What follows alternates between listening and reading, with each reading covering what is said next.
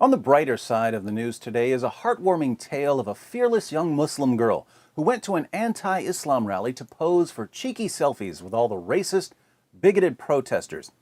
Zakia Belkhiri is being hailed as a champion of peace, love, and tolerance by the BBC, the Huffington Post, Vice, Teen Vogue, The Telegraph, and many other sites.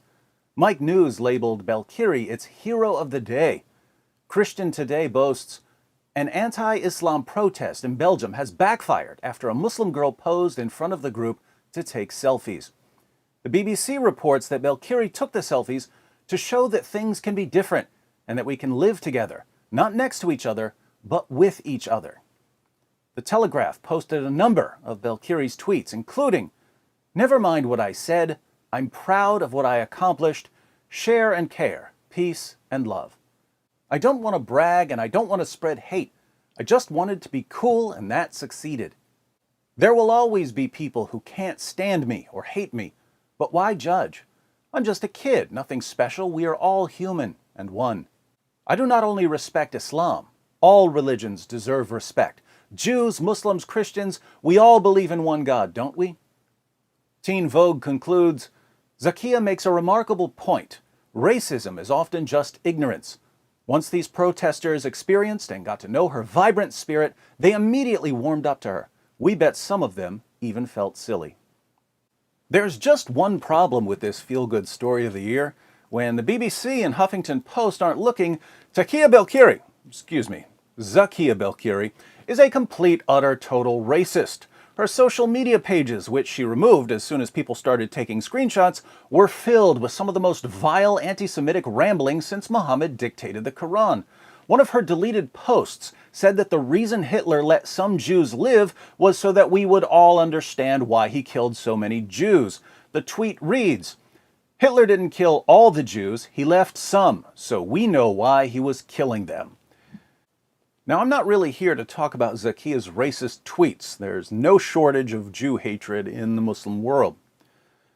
I'm not even here to talk about the root of this hatred, which goes back to Muhammad's inability to deal with rejection. I'm here to talk about the media. You see, Belkhiri's views were just as public as the views of the anti-Islam protesters. Some of the news articles even quote her most recent Twitter posts when all the writers had to do was scroll down the page to see what she says when she's not being praised for melting the cold hearts of intolerant Europeans. But reporters just don't look for intolerance from people like Belkhiri, no matter how obvious it is.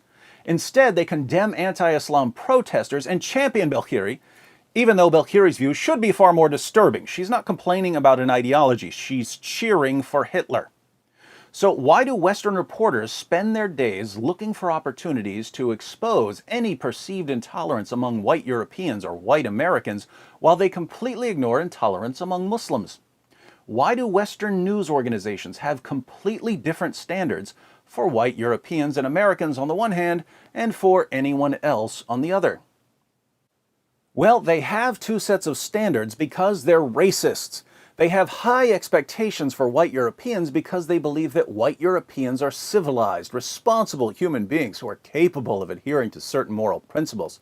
They have much lower expectations for Muslims, which is why they treat Muslims differently and will turn a blind eye towards just about anything short of a terrorist attack. The BBC is every bit as racist as the KKK. The only difference is that KKK members are generally much more honest with themselves about their racism. BBC reporters delude themselves into thinking that by treating Muslims like perpetual children at best, or like subhuman animals at worst, they're somehow doing Muslims a favor. This racism of reporters is the most common source of their hostility towards critics of Islam.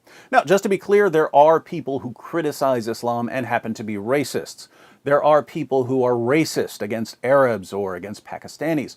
But usually the people who are critical of Islam are critical of the ideology and its consequences, not of the skin color of the person who adheres to the ideology. And their primary concern about the ideology is that certain elements of it are inconsistent with Western values and therefore lead to division, different rules for different groups, lack of integration, double standards, inequality.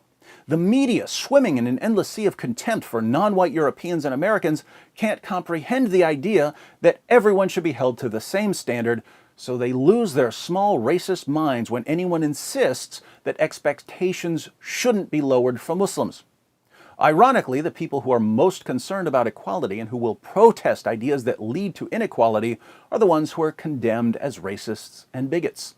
Meanwhile, the most glaring racist in this story is put forward as a hero. And the media organizations that continue peddling their soft bigotry of lowered expectations are patting themselves on their racist backs, basking in the knowledge that they somehow managed to set the moral bar so incredibly low for Muslims, even an avowed Hitler supporter can not only step over it, but also be celebrated as a role model. In a saner world, we might think that such blatant stupidity from the media would doom its proponents to supreme humiliation, and that putting Hitler fans on pedestals could only end in shame. Unfortunately, reality teaches us to agree with Camus, who said, "Stupidity has a knack of getting its way."